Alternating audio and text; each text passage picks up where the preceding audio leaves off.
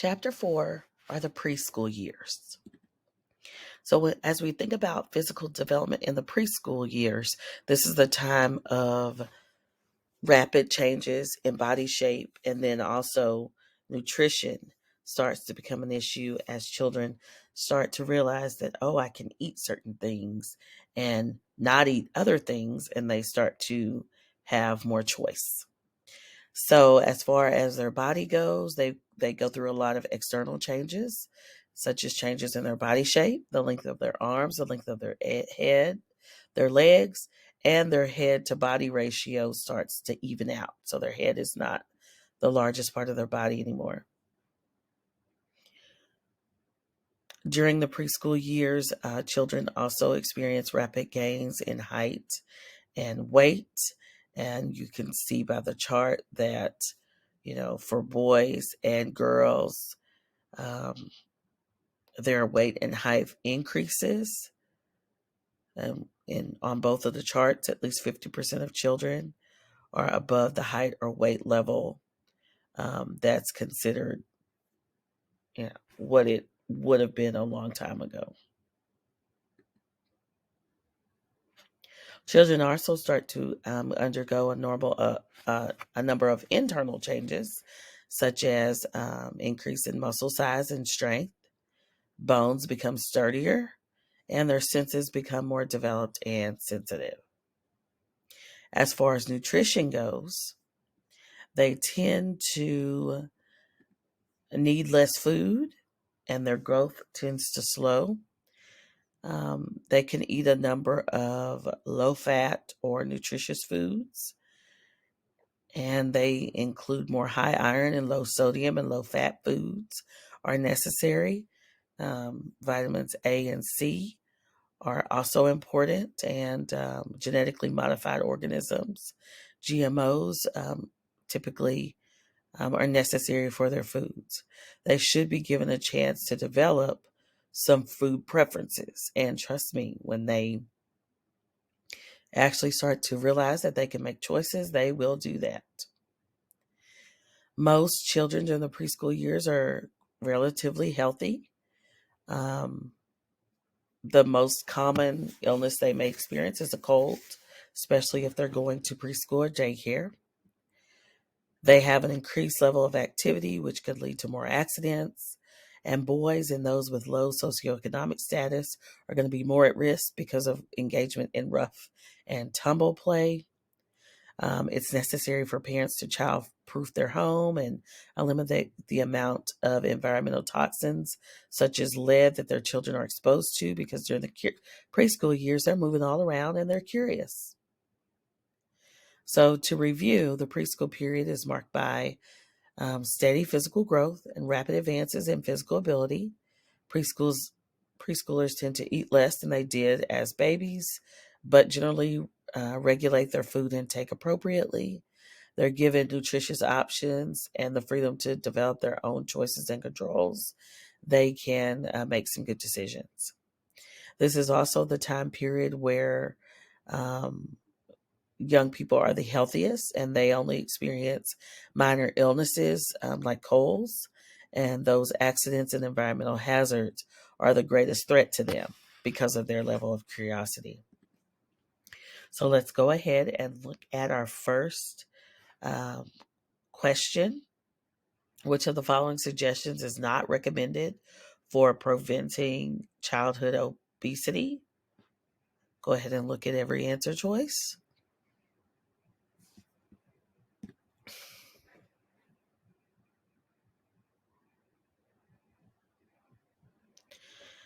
Is it A, to provide food that is high in nutritious value? B, make sure meals are low in fat? C, ensure a consistent diet with little variety? Or D, allow children to develop their own food preferences? And the correct answer would be D, allow them to make their own food choices. Chances are they'll make some good decisions. Now let's talk about how the brain grows during the preschool years. First off, we know that there's the right side and the left side of the brain, and those two hemispheres are going to interact with each other via the corpus callosum. We start to see some gender and cultural differences that start to occur during these preschool years.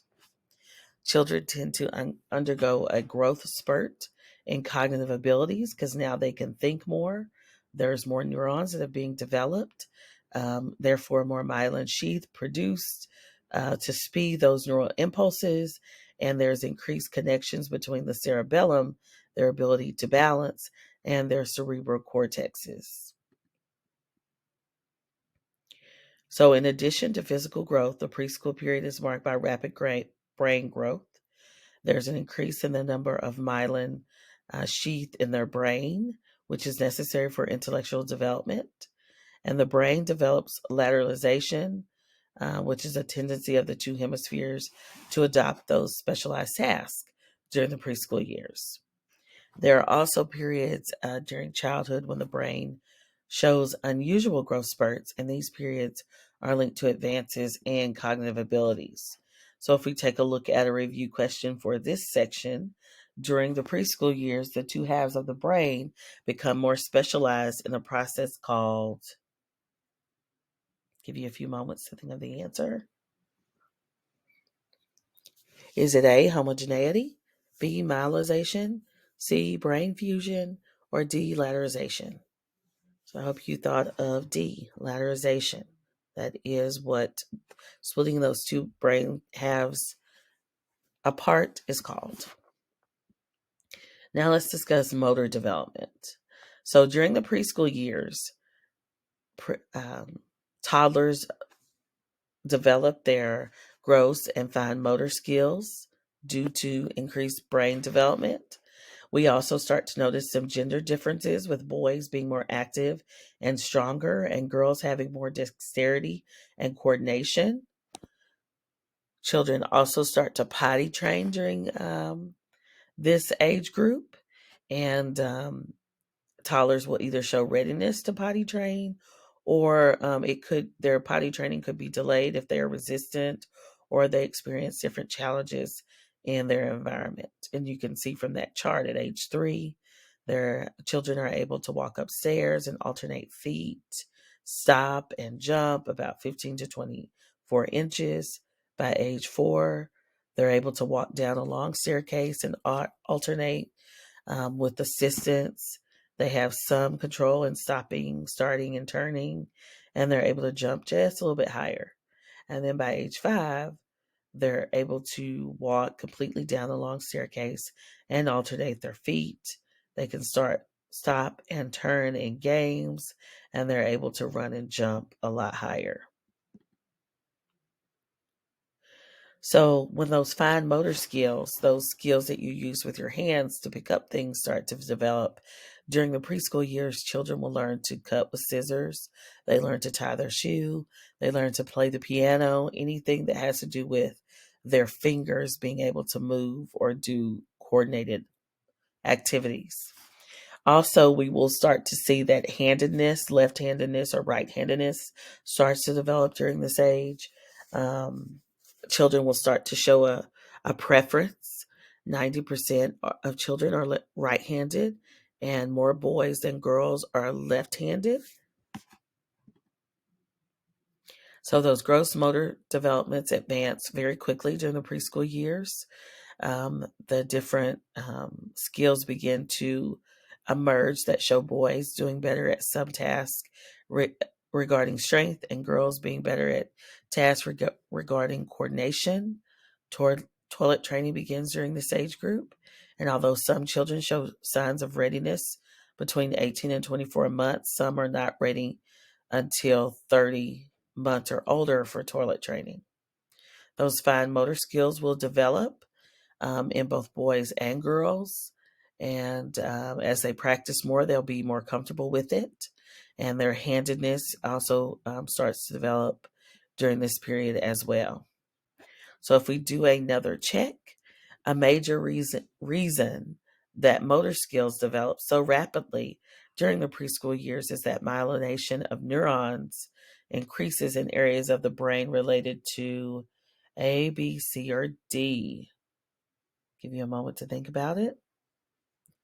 Is it A, balance and coordination, B, sensory perception, C, strength and endurance, or D, cognitive growth? And hopefully you figured out the answer is A, balance and coordination. That is necessary for those fine motor skills. Here's another question. One example of a fine motor skill is A, hopping on one foot, B, cutting with scissors, C, throwing a ball accurately, or D, climbing a ladder. And hopefully you understand that a fine motor skill is going to be a coordinated movement that you do with your hands. So B, cutting with scissors, would be the correct answer. Now let's talk about how the brain develops during the preschool years, or how your thinking develops during the preschool years. So preschool is a time of stability and great change. Preschoolers engage in what Piaget called pre-operational or symbolic thinking, where they're able to engage in mental reasoning and use concepts and use symbolic functions. There's thought to be a relationship between language and thought during this age group. Children start to be more sophisticated in their language use. They start to think beyond the present. They also can engage in centration, where what you see is what you think. They can focus on more on appearance. Conservation occurs when children are able to learn that appearances are deceiving and what you see may not always be what you get. Preschoolers usually lack the focus on the relevant features to be able to do that. So it usually is a skill that develops more in early childhood. They also can't recall successive transformations during preschool years. There is egocentrism when it comes to their thinking patterns. So they are centered on the self. They can't really think of other people's perspectives because of a lack of awareness of different physical perspectives and failure to acknowledge that other people might think differently. They also start to understand functionality and to understand identity, and this is my name and this is who I am.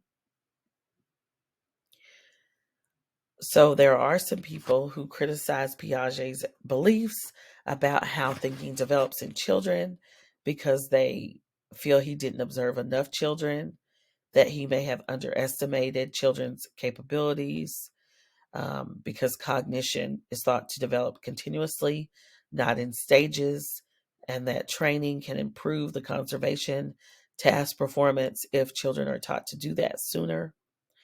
And overall, what researchers say is that Piaget focused too much on deficiencies and what children couldn't do when they were young.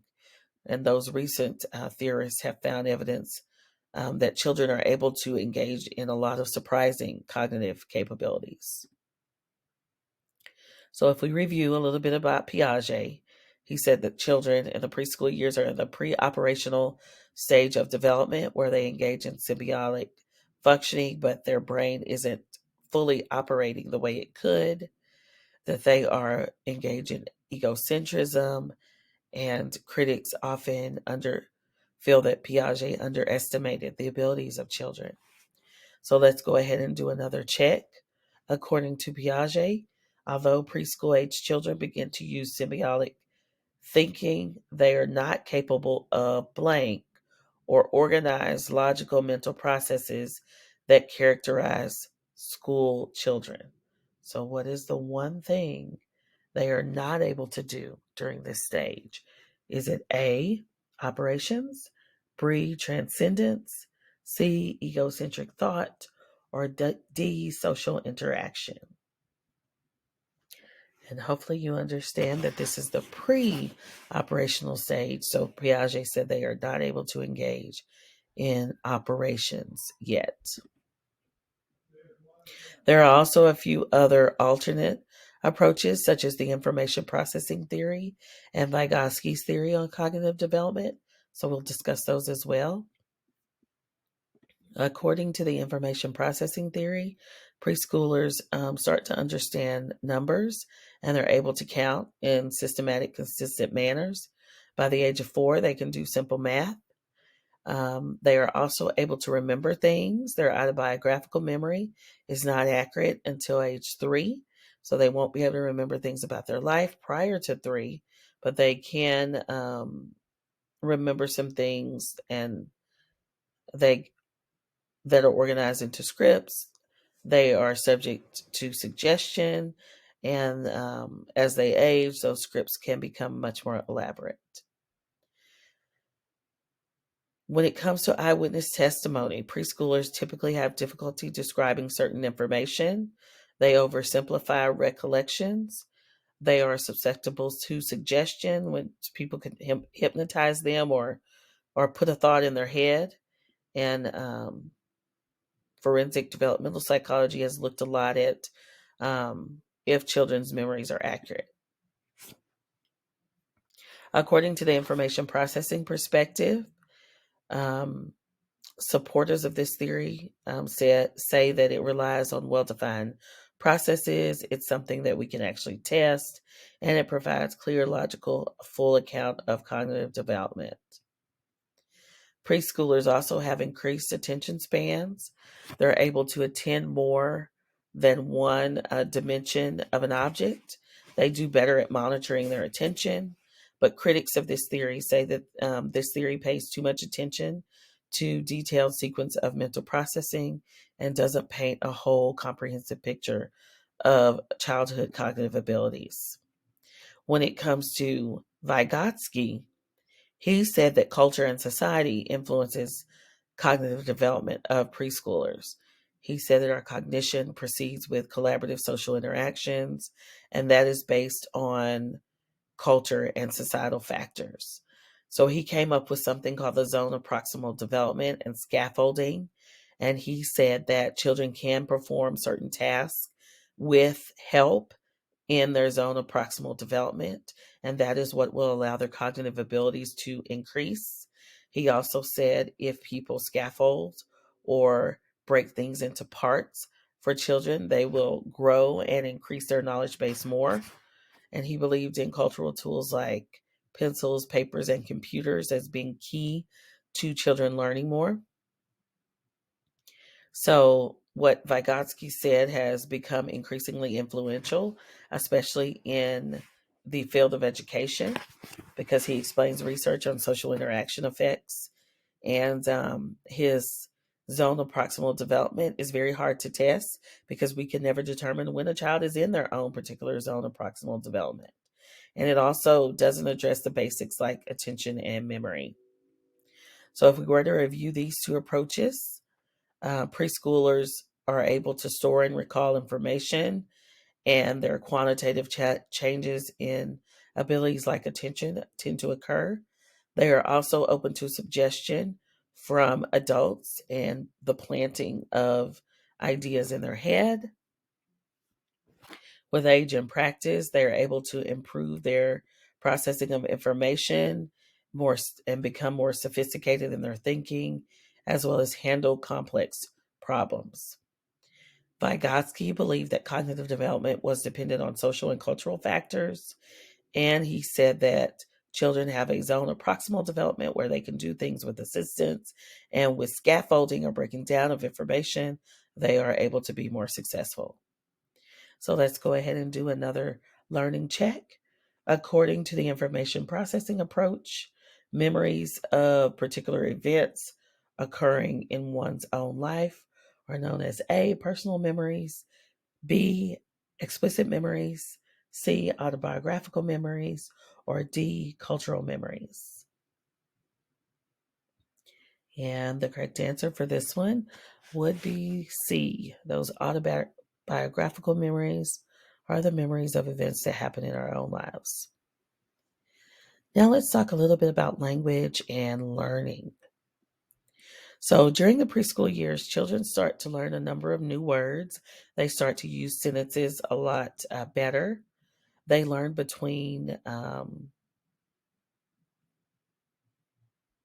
they learn about 14,000 words. between the late twos and threes, their sentence length is going to increase. By age 3, they're able to use plurals and possessives, and they're able to think in terms of past tense and answer complex questions. So they begin to acquire grammar and the system of rules associated with grammar, and their thoughts can be expressed. When it comes to private speech, different aspects of language that relate to communicating effectively and appropriately with others starts to develop. According to Vygotsky, private speech is used as a guide to behavior and thought, to improve thinking, to better control behavior, and to solve math problems. It helps improve pragmatics. Social speech is speech that's directed towards others, and that will increase during preschool as their interactions with others increase. When it comes to screen time, the average preschooler is exposed to over 4 hours of screen time a day. Computers are often influential and available to them, with almost 70% of 4 to 6 year olds having used a computer before. 20% have sent an email with their parents' help. When it comes to viewing media, children typically can't critically understand and evaluate advertisements. They can't fully understand plots or separate reality from fantasy during this age group. TV can be used to facilitate cognitive growth with shows like Sesame Street or Barney. And according to the American Academy of Pediatrics, no television is recommended for children under the age of 2, and 1 hour or less of screen time per day is what's necessary during this age group. As far as early childhood education goes, 75% of children are in care outside of the home, and that's a major factor for working parents. And evidence does show that being in preschool can be beneficial to children. There are a variety of different early childhood places to offer care, such as child care centers, family child care centers, and preschools, which focus on different aspects of development and activities. Montessori's are very popular with sensory, motor, and language developmental skills. And preschool readiness programs are typically a good investment because they actually have curriculum. Here are some pros and cons of effective childcare. Some of the pros is that it helps increase verbal fluency, memory, comprehension, and IQ. It's most helpful for children from lower income homes, and those positive effects can be long lasting, and that's why there's been such an investment in pre-K programs, also for improved social development. But the cons is that children might be less polite, compliant, and respectful, and they also may be more aggressive and competitive because they pick up on negative behaviors that they learn from other children. The quality of child care is also important. You want to have well trained care professionals with good child to caregiver ratios, age appropriate curriculum, rich language development, socially and emotionally supportive, developmentally appropriate activities and materials, who are sensitive to health and safety needs, developmental screenings, quality nutrition, and good family support. As far as what should happen with a preschool in the United States, there's no coordinated national policy. Um, there's more control of education by state and local governments. No tradition of teaching preschools, and early childhood educators are very underpaid. The purpose of early childhood education is also viewed differently in different countries. In Japan, preschool is seen as giving children a chance to be members of a group. In the United States, preschool makes children more independent and self reliant. So, as we review, language starts to show rapid progression with 2 word utterances and more sophisticated language during the preschool years. Children start to demonstrate growing vocabulary and a grasp of grammar. Children also start to watch television, but they struggle to separate fantasy and reality. But some targeted educational programs like Sesame Street can be beneficial to them. Early childhood education can lead to more cognitive and social gains, but the United States has no formal policy on preschool education. So let's go ahead and take another check of knowledge. Preschoolers are able to learn the meaning of words after only a brief encounter. This is known as A, grammar, B, fast mapping, C, syntax, or D, social speech. And hopefully you know the answer is fast mapping. Their brains are rapidly developing those neurons in myelin sheath to help them recall things easily. And a second check. Montessori preschools are designed to create an environment that promotes what type of development?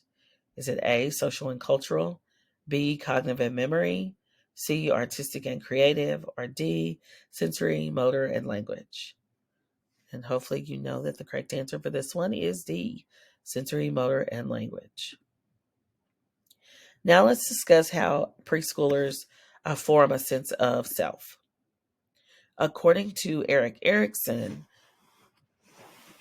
during the preschool year, children go through what's called initiative versus guilt from 3 to 6. And this is when they face conflicts between their desire to act independently of their parents and guilt if they don't succeed. So they also start to make their own decisions. They start to think about themselves. They overestimate their skills and knowledge.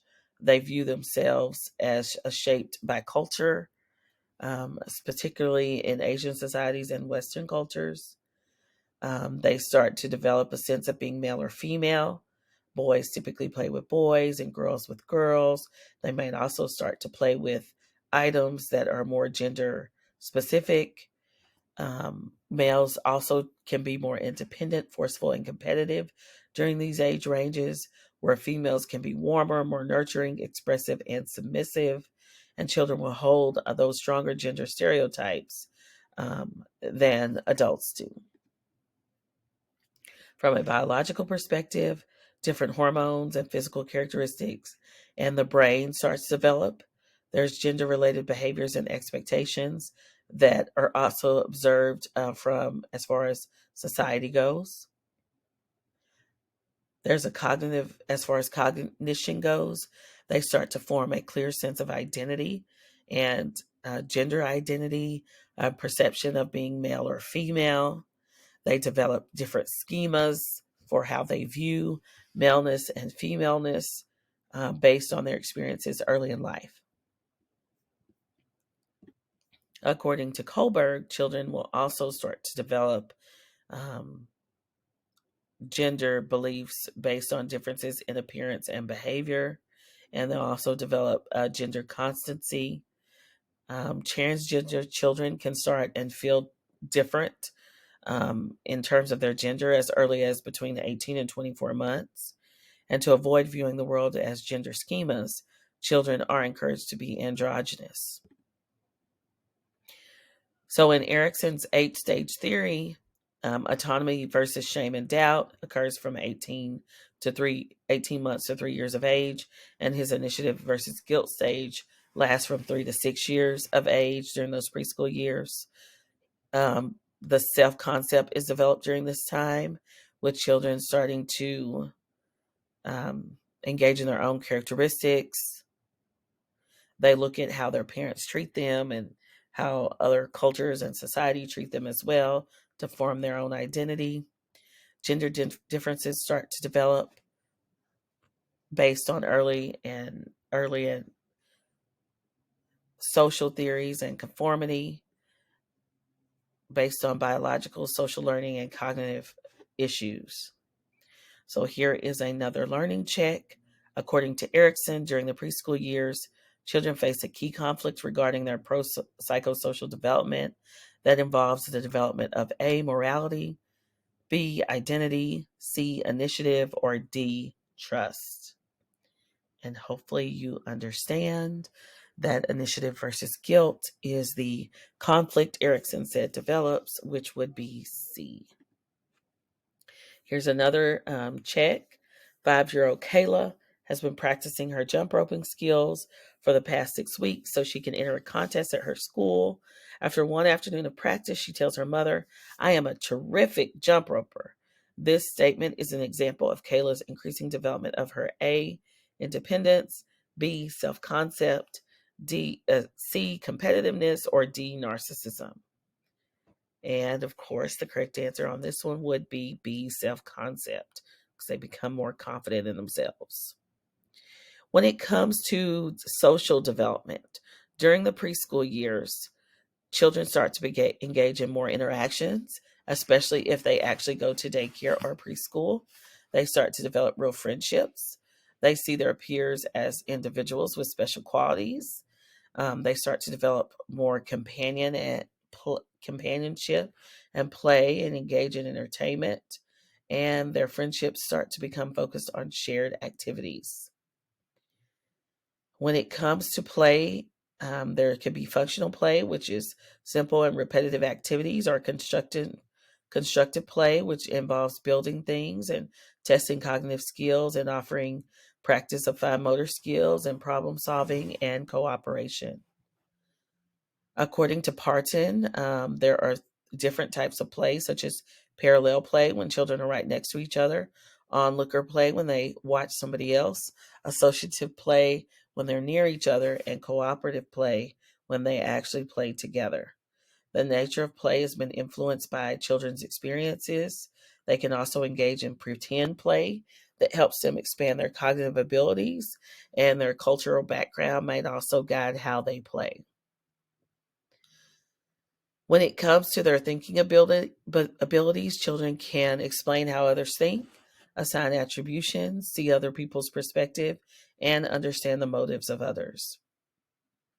According to the limits of mind theory, 3-year-olds understand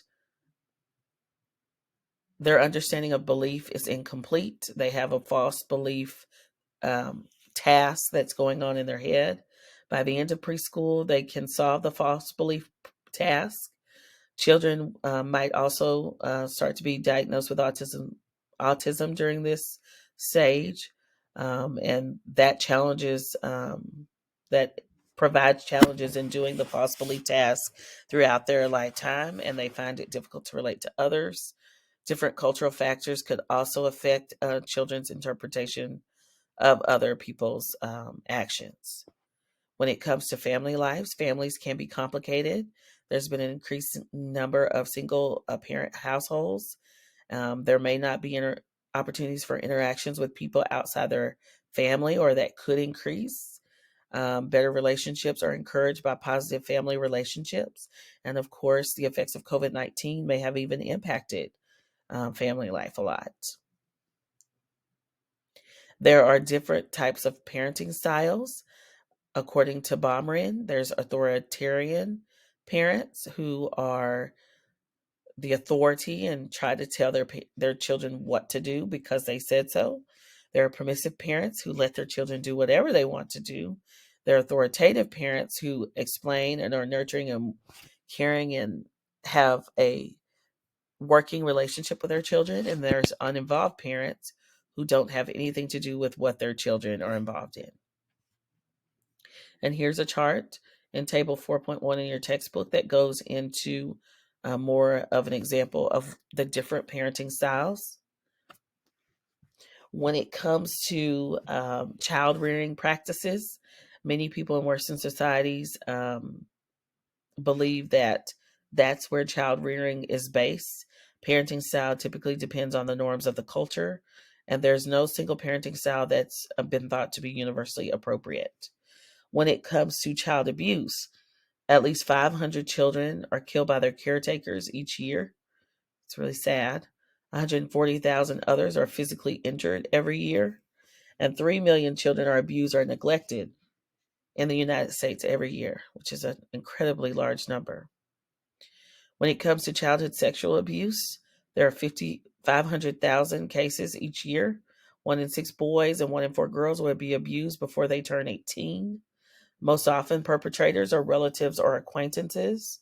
The perpetrator is typically a male heterosexual, and online communications could negatively impact this.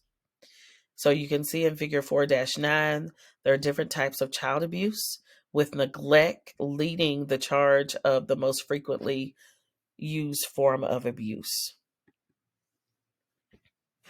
There are also tend to be some warning signs. Abuse can occur anywhere, but it's most prevalent in stressful environments where there's poverty, single parent households, and families with high marital discord. And when you characterize victims might be fussy, resistant to control, so they adapt to new situations. They might bedwet, they might be overly anxious, and experience developmental delays. Many times, the reasons for physical abuse is that most parents do not intend to abuse their children, but they may have a vague line between permissible and impermissible forms of physical punishment. Many parents will spank, which leads to lower quality parent child relationships, can result in mental health issues for the parent or child, can lead to higher delinquency and antisocial behavior, and can teach children that violence is acceptable. When it comes to the cycle of violence hypothesis, this involves being abused and saying that when you're abused, that it can cause you to become an abuser as well. But that doesn't inevitably always happen. It's hypothesized that those who are abused will abuse at a rate of about 33%, and physical punishment is seen as a human rights violation. Psychological maltreatment occurs when children's behavioral, cognitive, and emotional and physical functioning are harmed. It may involve frightening, belittling, humiliating, or neglecting a child.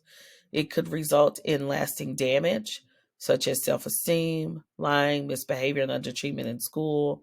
Extreme cases lead to criminal behavior, aggression, murder, depression, or suicide, and brain changes. And there are many children who are able to be resilient and they're able to overcome the odds.